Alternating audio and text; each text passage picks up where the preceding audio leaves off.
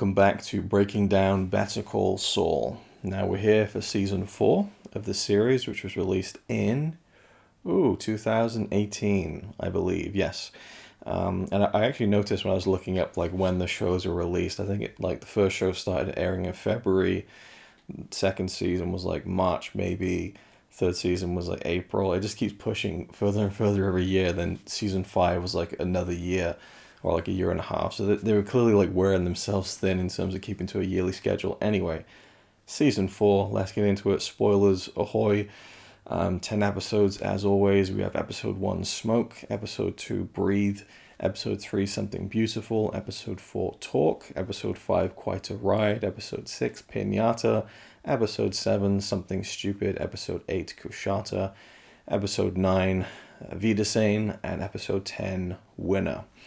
So, coming off of Chuck's death in the last episode of season 3, Lantern, Jimmy gets the call, turns up, and it's just like, it's surreal, to find out that a loved one had died, and it's had their house burned down, and they talk about all this stuff and what they found, and I think even Howard says like you're free to go through the wreckage and find anything that you want to keep, which is a bit of a weird one, I guess. I know Howard's trying to do the right thing, but yeah, it's a pretty rough situation. But before, I'm just getting ahead of myself. The very opening scene of season 4, if you remember, season 3 opens with Gene Tavik in Cinnabon having a bit of a dizzy spell and collapsing right there in work. And a year later, we find out that he wakes up and the staff members help him out. He gets taken to hospital, and he's okay. He gets discharged, and as he's leaving at the front desk, he's waiting for a taxi. The woman at the front desk needs his information, social security number, all that kind of thing, and it's not going through. She's like, it's not quite going. Can I just get your social security number again? And you can tell Jimmy is freaking out here, and then you're starting to freak out, and then finally it goes through, okay, and he's all right. Gets out, goes into the cab, and I believe in the taxi the guy keeps looking at him through the rearview mirror, and I think there's like a New Mexico Albuquerque thing on the, like a hanging dangling thing, something like that. And Gene starts like, he's really not comfortable. I'll just get out here. So he just leaves, super paranoid. He's just walking down this random street, and that's where we leave it.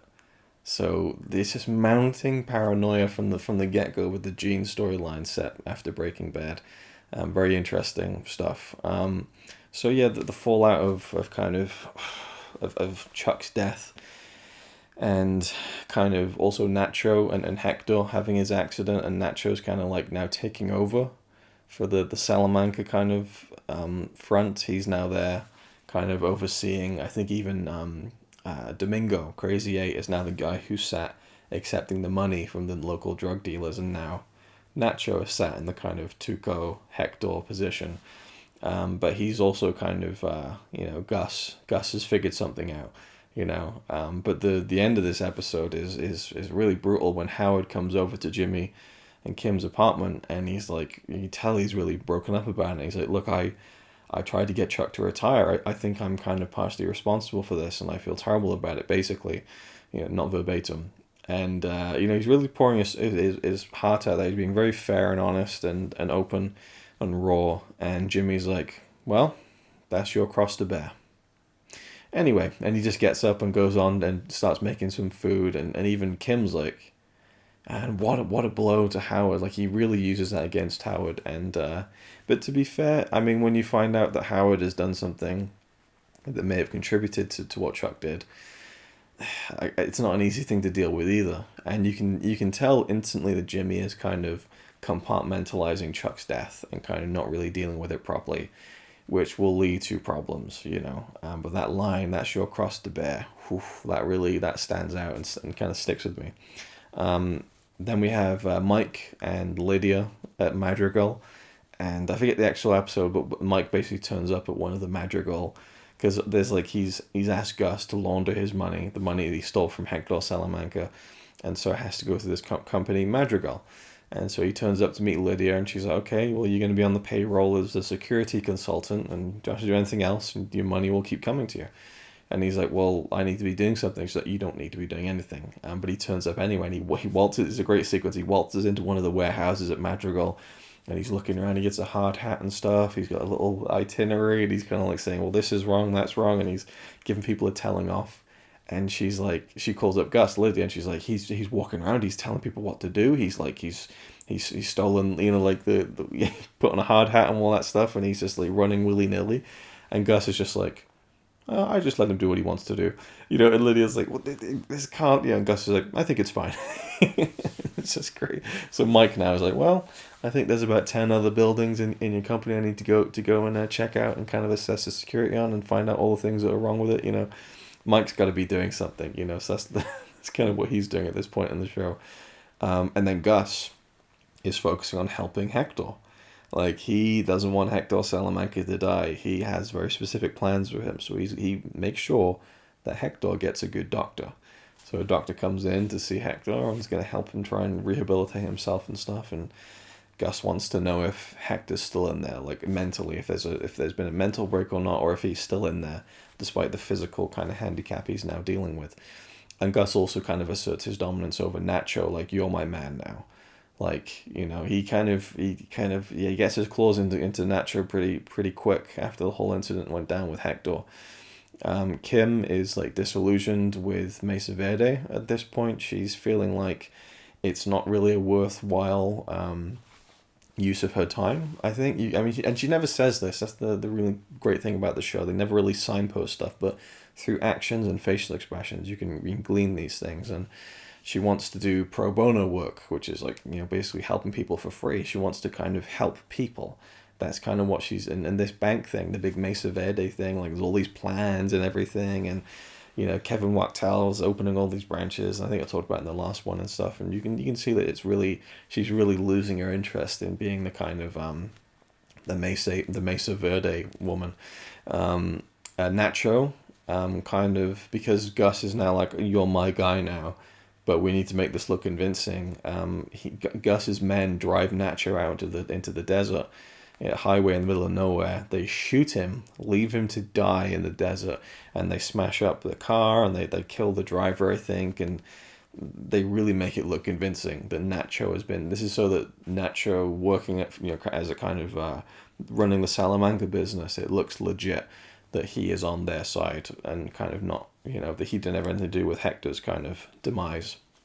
So the twins turn up, the Salamanca twins, and they help Nacho, and they can't suspect anything either. So they bring in the doctor, who kind of helps Nacho, and they really made it convincing. Poor Nacho. The twins help him. Then there's a cameo from Gale Betica, I believe is his last name, and he's kind of, Gus comes to see him to see how's the how are things going, because he clearly has his sights set on Gale as his cook.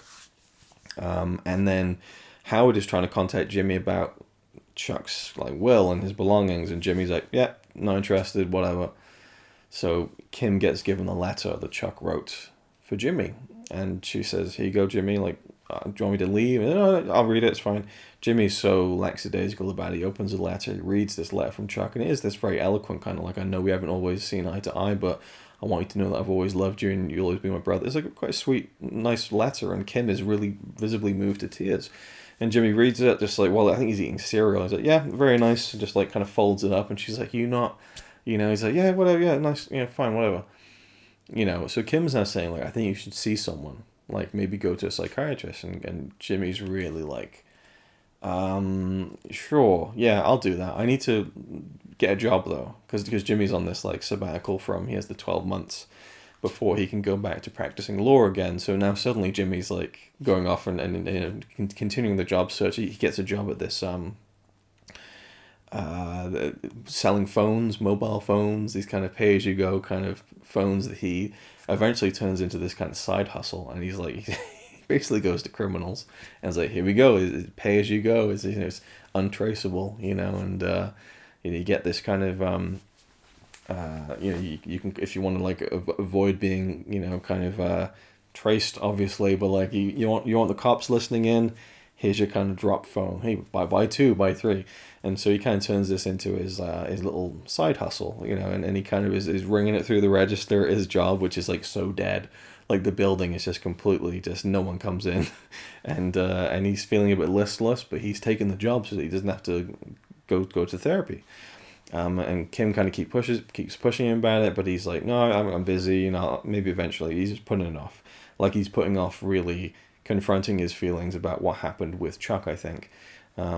Mike at this point is going to a support group with his daughter-in-law, and the fourth episode, Talk, is a really interesting one. It opens with perhaps the earliest scene timeline-wise in the whole Breaking Bad Better Call Saul saga, where we see glimpses of a young Mike and his young son Matty, as he's kind of pouring concrete out in the backyard, or the side of the house, I think it is. And then we the first that's the cold open of episode 4, and then we transition into Mike at the support group, and everyone's stunned into silence, and Mike's like, well, you wanted me to talk, I've talked. And now you're like, whoa, where's that, what happened there, And so he's basically, he meets up with I forget the woman's, Anita, I think it is. He meets up with a woman who he kind of likes, who I think I talked about in season 3, and the one with her husband's body that was missing and stuff, and he went hiking. Mike sorted it out, and he says that they're talking about the people in the group, in the diner. Well, they're in the diner when they're talking about the people in the support group, and they're talking to this one guy, Kevin, I don't know if his name's Kevin, but there's this guy in the support group, and Mike's like, he's like, the guy's full of shit. He doesn't say that, but and she's like, what? There's no way. And he's like, I bet you anything that guy, he doesn't have a dead wife. He's got a towel. He kind of rubs his wrist whenever he's lying. He's like, his story changes all the time.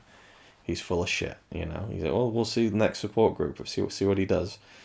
So they're sat there in the support group, and they're talking about this emotional stuff. And I think his daughter-in-law talks about dealing with the death of her husband, Mike's son. And then, has anyone else got anything to add about that? And there's the guy who comes in a little bit late, and he's just like, yeah, I know exactly what you're talking about.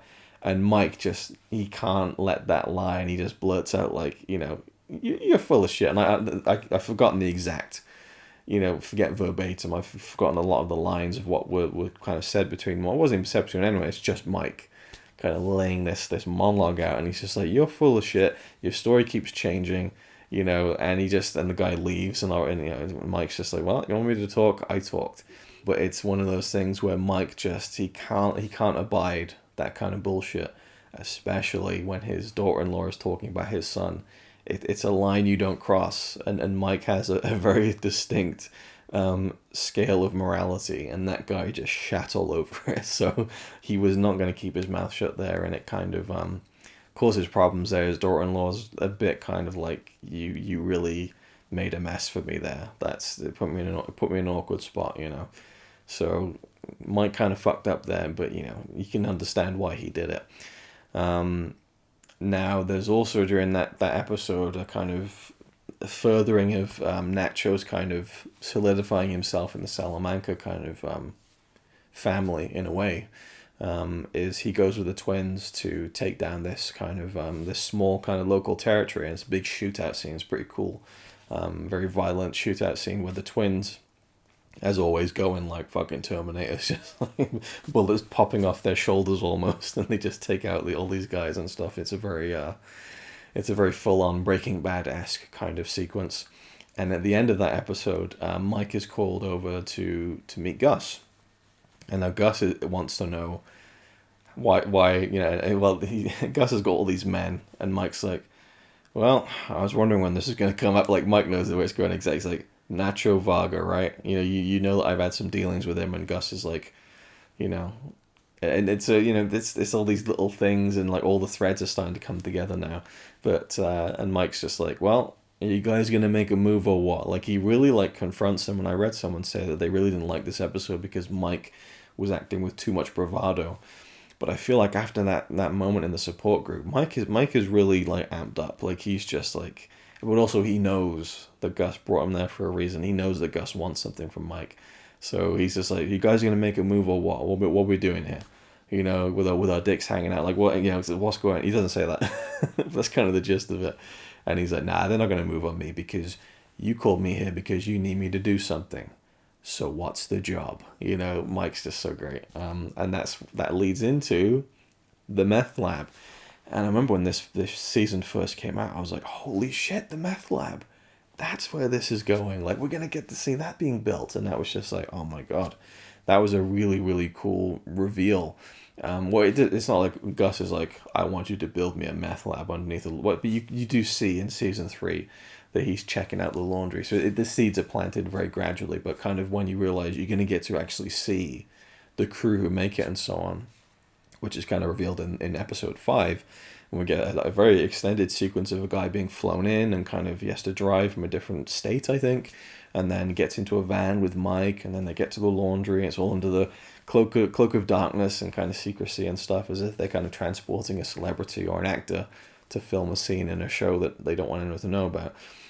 And the guy is like, he's got like his little beepers and kind of he's looking at the laundry and he's kind of measuring distances, beep, beep. And like, he's like, yeah, I can do it. It's cool, no problem. I can do it in 6 months, maybe less, And like, okay, thank you for your time. And I'm thinking like, even watching it again, I'm like, well, what was wrong with that? It seemed like he knew what he was talking about, And then they bring someone else in. It's this guy called Werner, this German guy.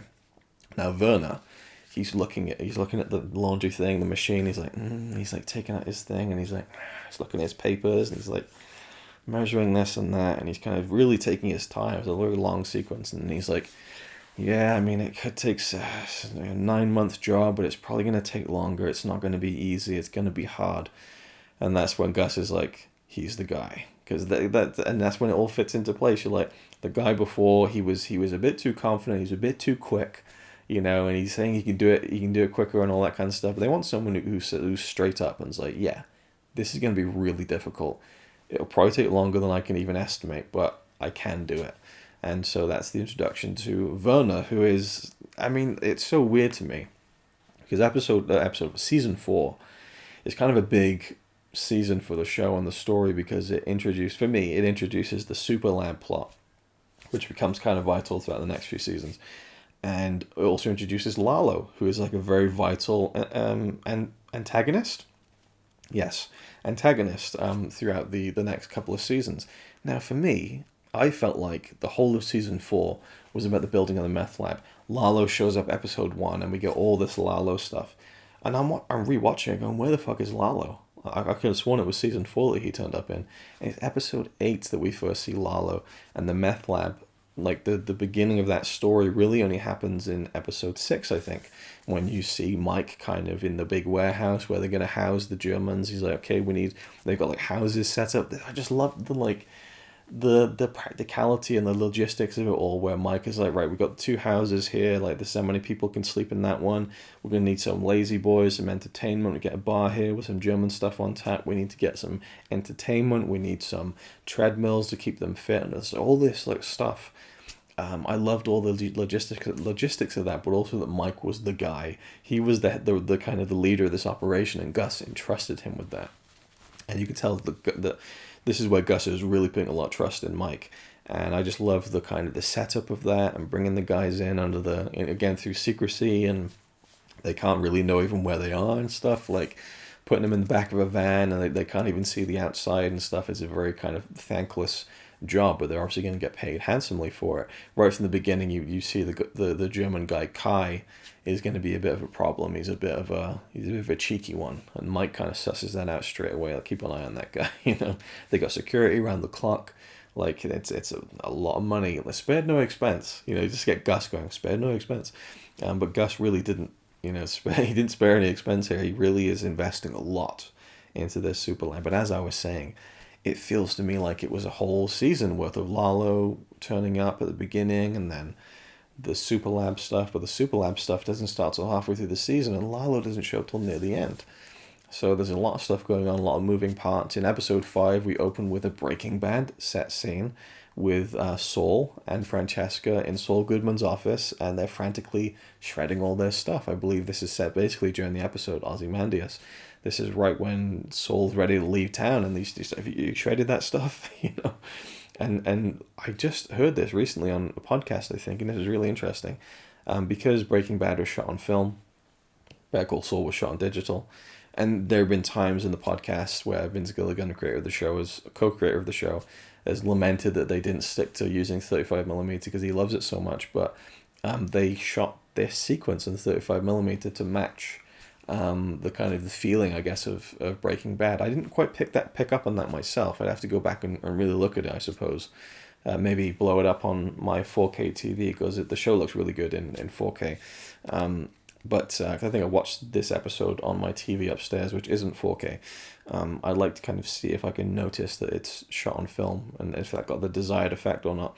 And I'm now intrigued because it feels like there's going to be at least one episode that kind of is it set in Breaking Bad in season 6. I'm wondering if they'll shoot that in 35mm. Probably not for a whole episode. It's a bit because the longer it goes, the more expensive and kind of difficult it is to shoot on film, I think, and digital is so much easier. But anyway, it is what it is.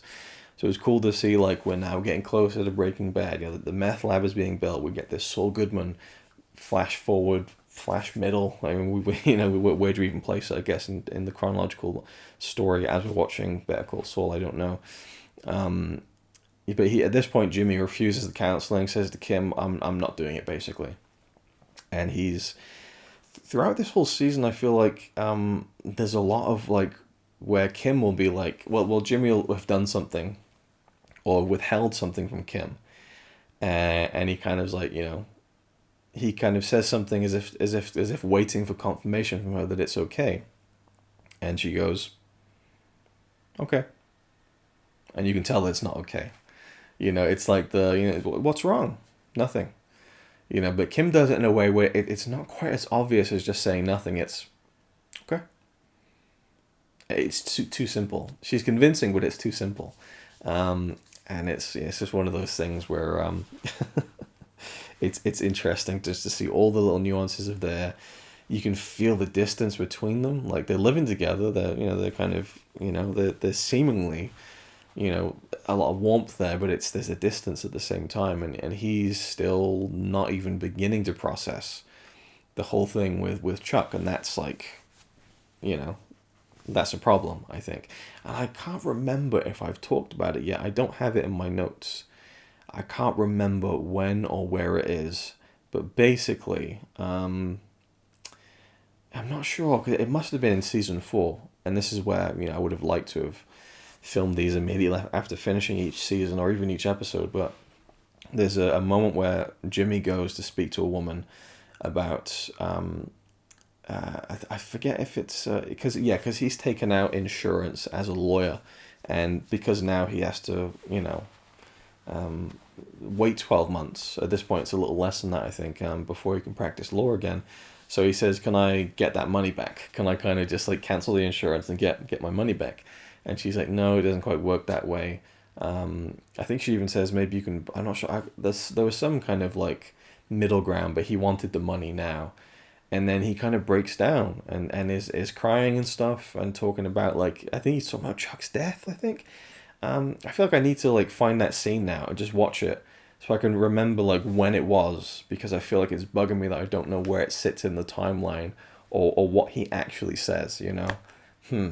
Okay, I've actually looked it up, and it turns out it was the 7th episode of Season 3. I don't recall talking about it. In fact, I have my notes for Season 3 here somewhere, so I can actually look at them and see if there's anything that indicates. Season 3, Episode 7, Expenses.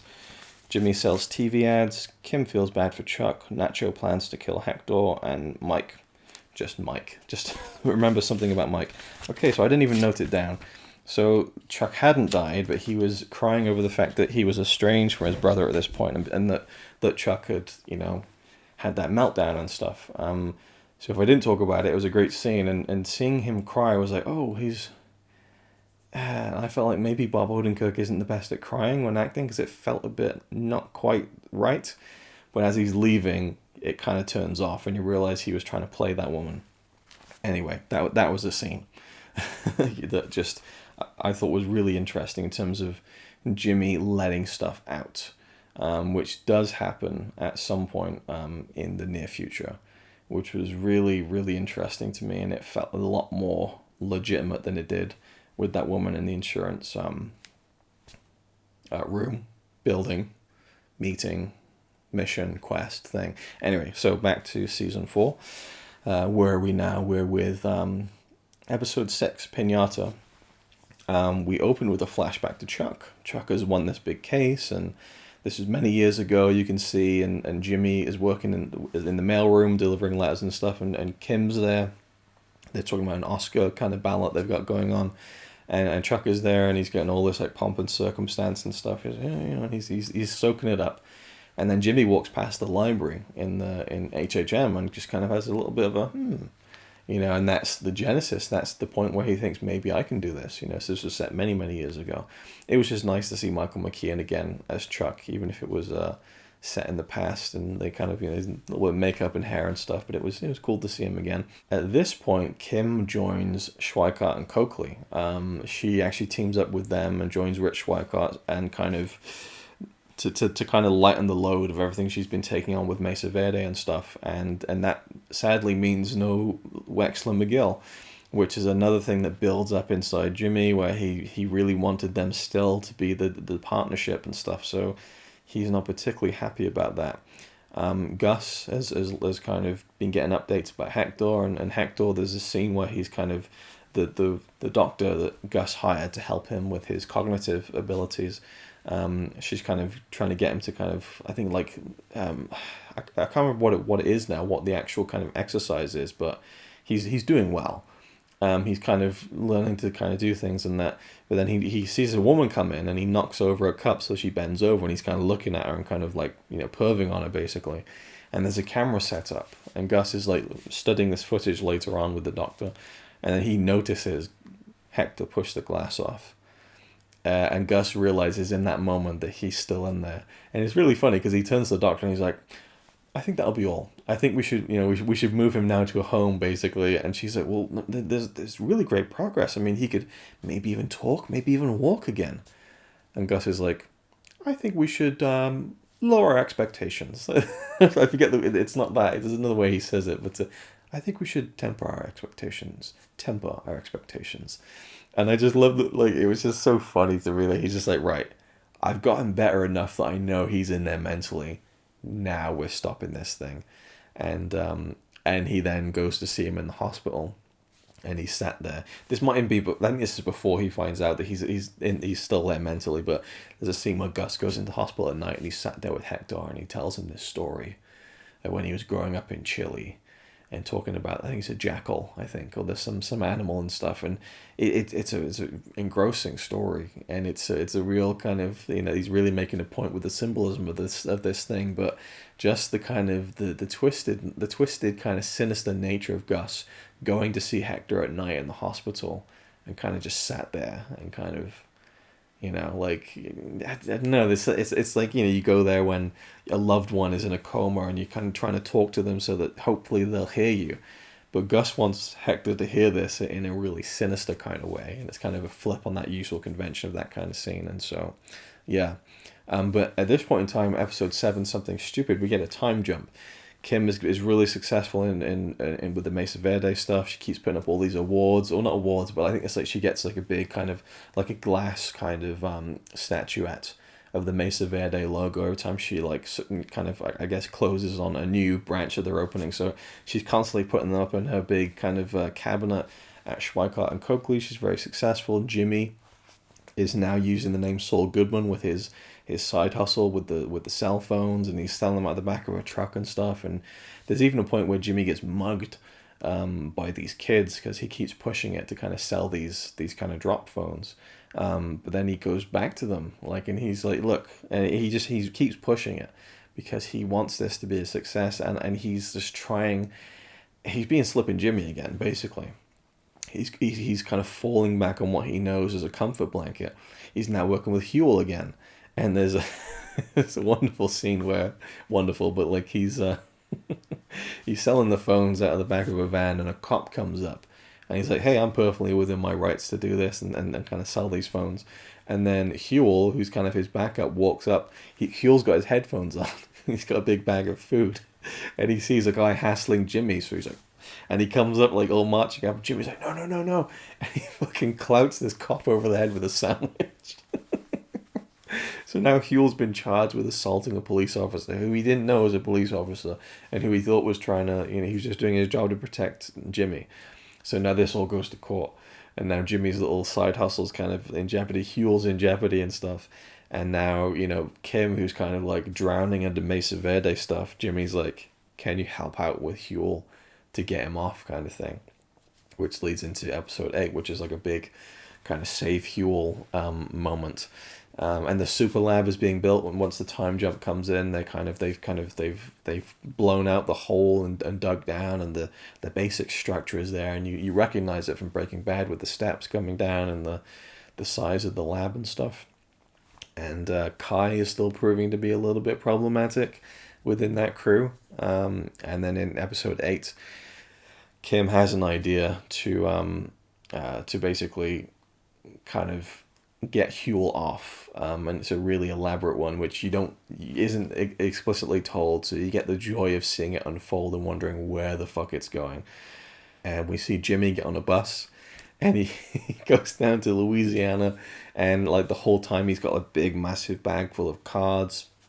He's getting people on the bus to write out all these cards and these notes in different pens and like different handwriting, and he's paying them money to do it.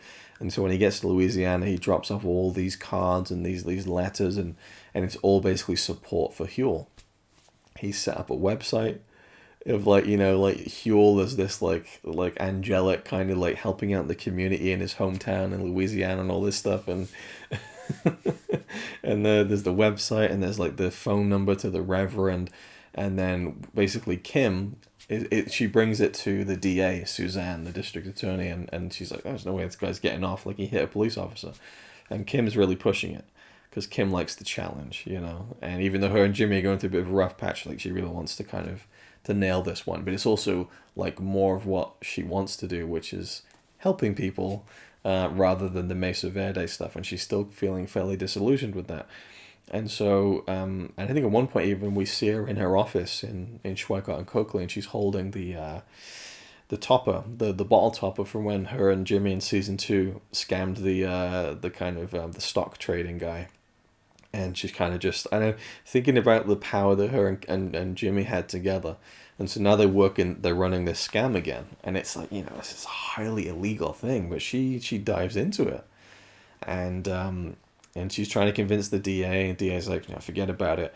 And then now the DA, Suzanne, she gets all these letters come pouring in, and like the judge now is like, there's just so many of them, you got to stop this. And she's like, where's it? And then now the DA's like, right, fine. She just spreads out a table, all the cards, and she finds the website, and she calls the Reverend. And we hear on the phone it's Jimmy as the Reverend, and then we cut to his old office in the back of the nail salon. He's got like all these phones set up and stuff. He's got a switchboard. He's got the filming crew, the young kids there.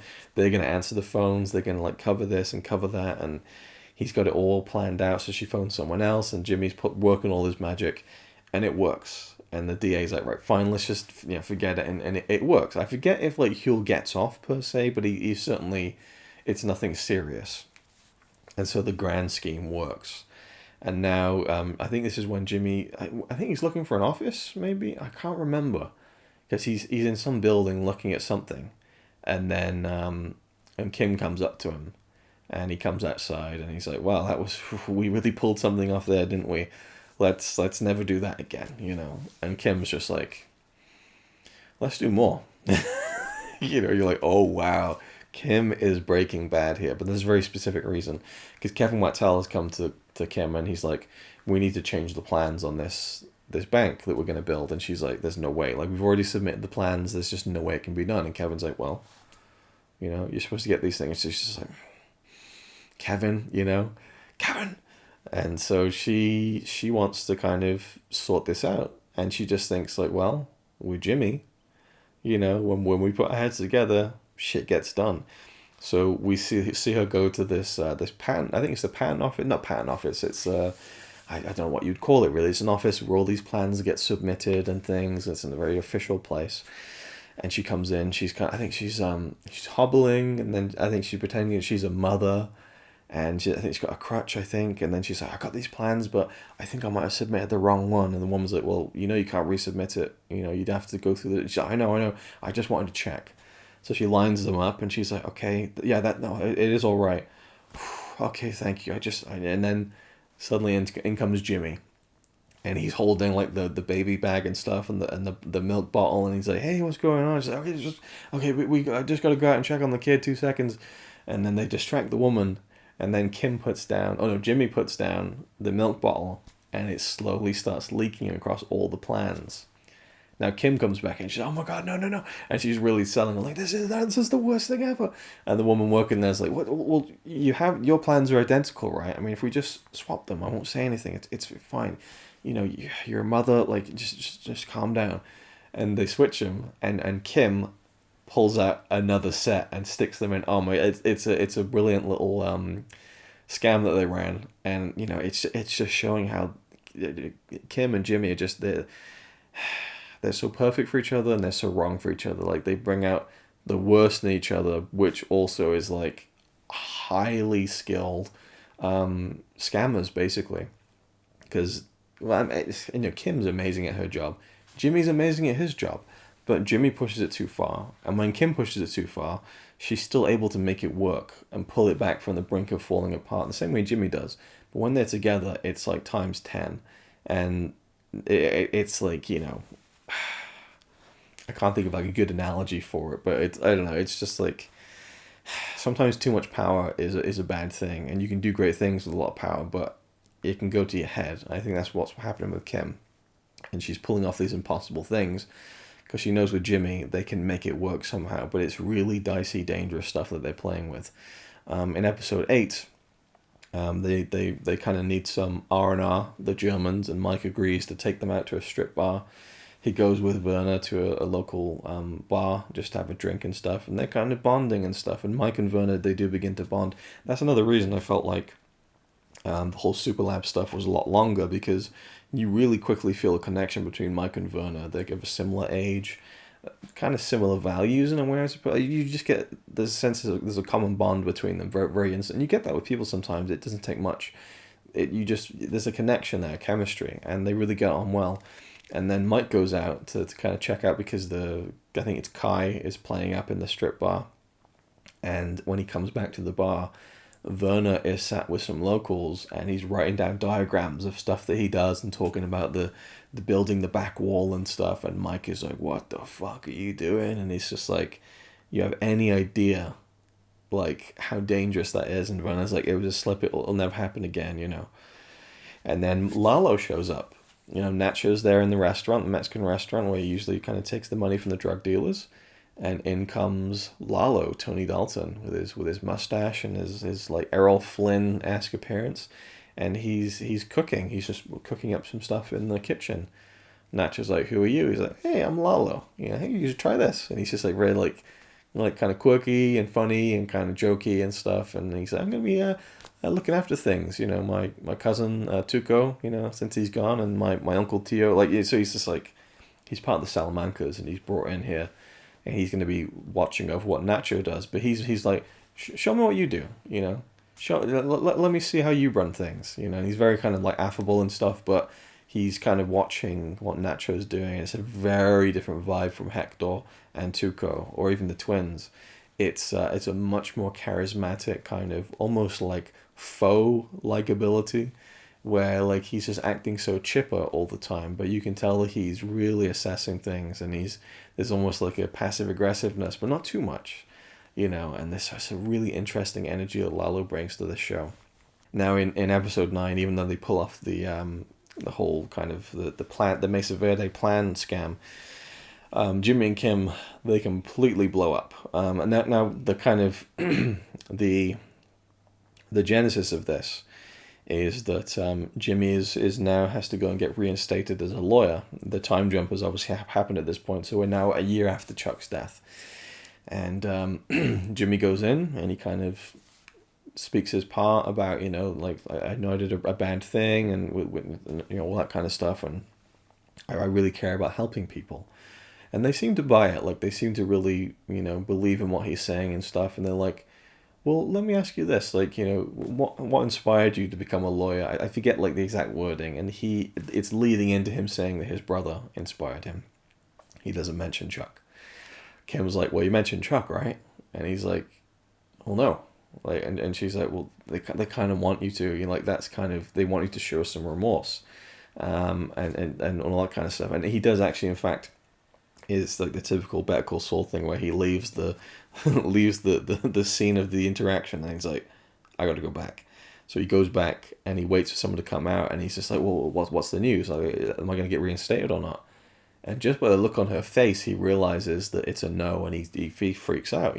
Like, how I did it. I said everything right, and Kim's like, well, you didn't. You got it. You didn't mention Chuck, and that's when the whole thing blows up with Jimmy and Kim, and the fact that he's been distant, not dealing with everything, and he's like shouting at her and saying like, you just love rolling around in the dirt with me, but you never want to get too dirty and all that kind of stuff, and it's this big kind of big argument.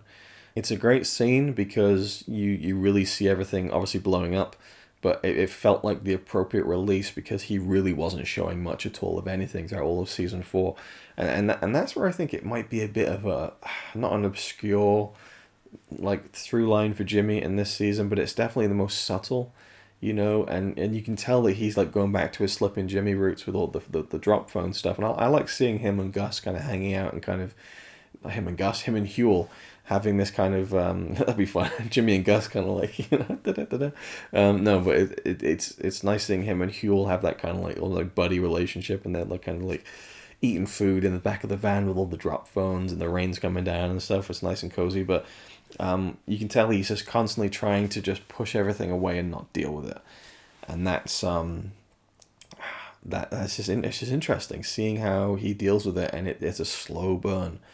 When it all comes out with Kim, that's when you can see how frustrated he is, and their relationship is being frayed a little bit. But she ultimately says, like, look, I can help you with the reinstatement. Like, I have an idea. So the end of episode 9, we see Lalo with Hector. He visits him in the old people's home, the retirement home, and he gives him the bell. And it's almost like the recent slew of Star Wars movies and shows where it's like, hey, I bet you wondered where that tiny thing came from. Here's the backstory. But, it's like, here's the bell, and the whole story of how, like, Lalo and Hector had maybe, like, messed up this hotel, or they burned it down, and Lalo went back in amidst the flames just to get a souvenir. Because that's kind of the weird kind of crazy guy he is, and he brings it to Hector, and Hector's got the bell to ring now. It all slots into place. But at the very end of episode 9, Werner escapes.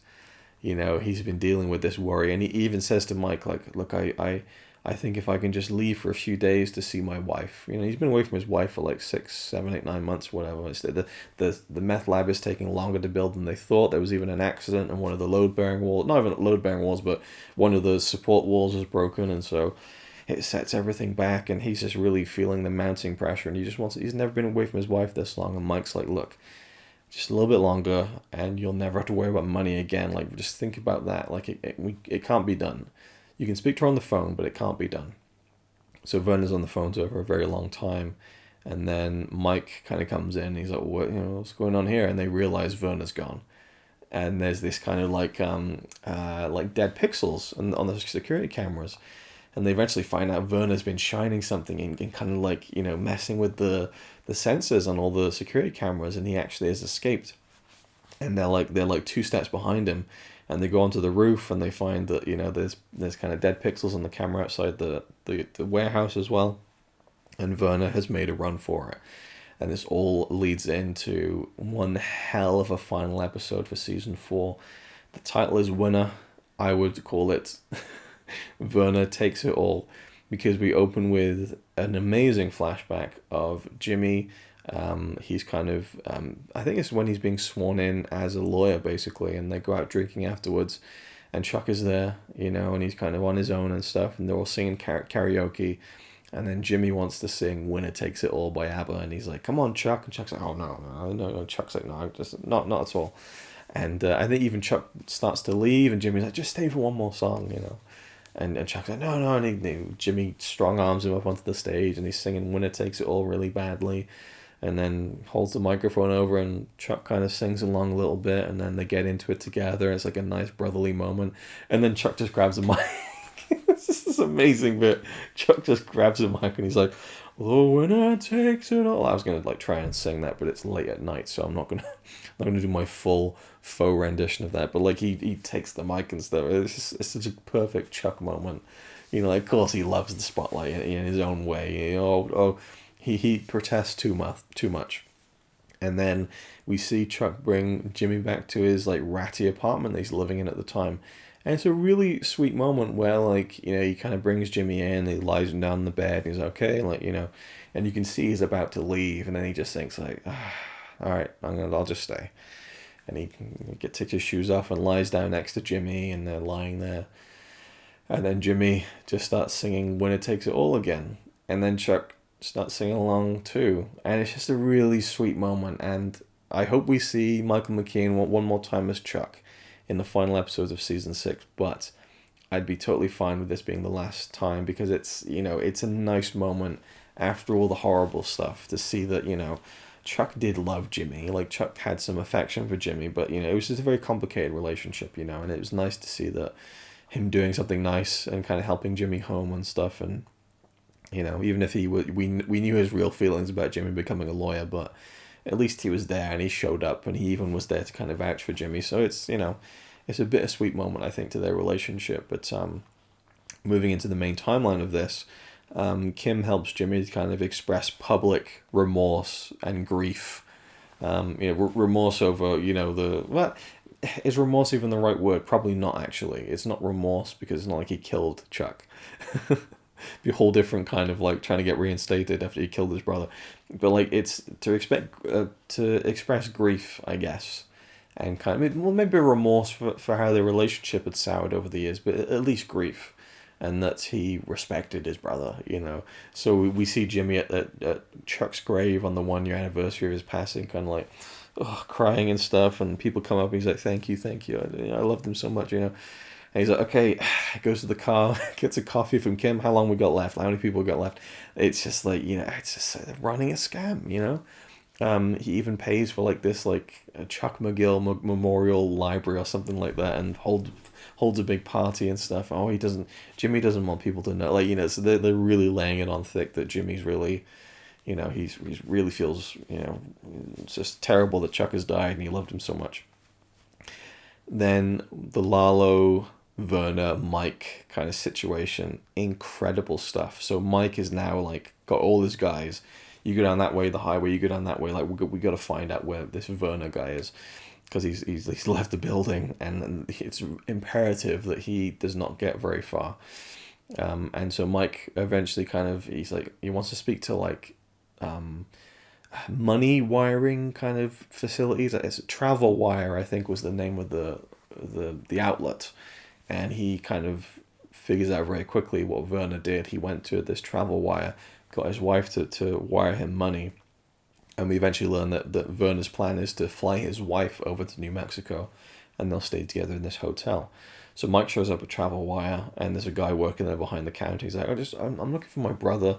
There's a family issue, and I want to find out. And the guy's like, well, I can't really tell you much. And he's just like, Mike puts on the show and kind of figures out a little bit, and then he looks over at the stand of all these different so he looks over at the stand of like the hot springs kind of, and he remembers Werner talking about hot springs. I think Werner talked about, there's some conversation about it. Mike twigs very quickly, and he phones up and he kind of learns where Werner is, basically. So now he's hightailing it to this kind of resort that Werner has checked into.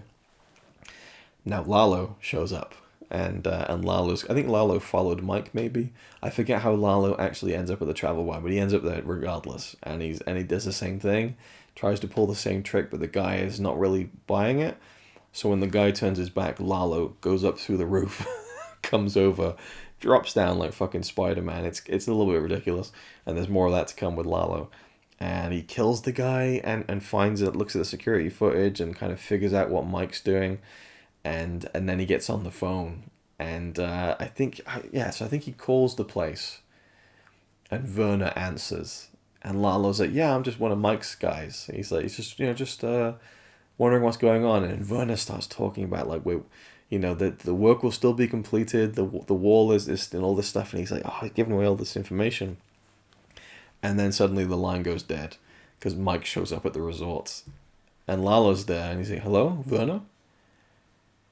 Michael. He just instantly figured out that it was Mike, and it was just an amazing moment when and Mike's just like hangs up the phone. So I forgot some of the little things along the way there. It's been a few weeks now since I saw this, and I've been watching a lot of the show, but it's such a brilliantly executed sequence. Like the urgency of Werner and the fact that his wife is flying out and stuff, and it's just like, oh my god, what has he done? Like you understand Werner's need to see his wife again, but you feel like, no, this ain't the way to do it, dude. This ain't the way to do it. It's kind of heartbreaking, especially when you find out what has to happen. And Mike speaks to Gus, and it's very clear what has to happen to Werner. And Mike's like, "Let me do it." Gus is like, "You sure?" And he's just like, so he drives Werner out into the edge of town, and he's like, "You need to call your wife right now and tell her to go back. You say whatever you need to say." So Werner speaks to his wife and basically says like, I don't want you coming here. Like he does the horrible thing where he can't really tell his wife he loves her and leave on a high note. He has to kind of push her away so that she won't come. She's just fly back home because it's dangerous for her, and that's a really rough thing. And Werner realizes what's going on. He tries to bargain, and I won't say anything and won't do it again or whatever. And Mike's just like, it's nothing I can do, And it's a really affecting sequence where Mike now has to kill someone who he's grown to kind of care for as a friend. And Werner realizes what has to happen, and he says, I think I'll just walk out and look at the stars. And I almost felt like, Mike, what the fuck? Because you see Werner walk out, you see the silhouette of him, and Mike's following him, and then just shoots him in the back of the head. I was like, at least let Werner stop and look up at the stars for a bit. But I guess what Mike's rationale was, it's better for him to do it when he's not really expecting it. I think Werner was probably expecting a little bit more time to look at the stars and stuff. So Mike was just like, mercy killing, I gotta get this out of the way and just do it, So he just does it. And this really fucks Mike up. He's really not happy about this, that he has to do it, but there was no choice. Werner, he gave way too much and was way too much of a liability. And Lalo got way too close. The Salamancas got way too close to finding out what Gus was up to, and this is what sparks really the unraveling of the next couple of seasons of what's going on with the Super Lab. But it really moved me when Mike had to off Werner. It was really, really sad to see happen, and the build up to it and the kind of tension was great, but then the finale was very, very bittersweet and sad. And then we move into Jimmy kind of making his final plea to be reinstated as a lawyer. And he's got the whole speech planned. He's like, what, forget that. I had a whole thing kind of mapped out, but I'm gonna go with I was gonna read you this letter. He starts reading the letter that Chuck kind of left him. I was gonna read you this letter and kind of pull on your kind of your heartstrings, but here's the truth. And he kind of gives this incredibly impassioned speech, this very emotional speech, and it's really stirring, and you can tell that it works on them. And then he leaves, and you can see Kim, she's there to witness it, and she's very moved by it too, and she's it's affected her.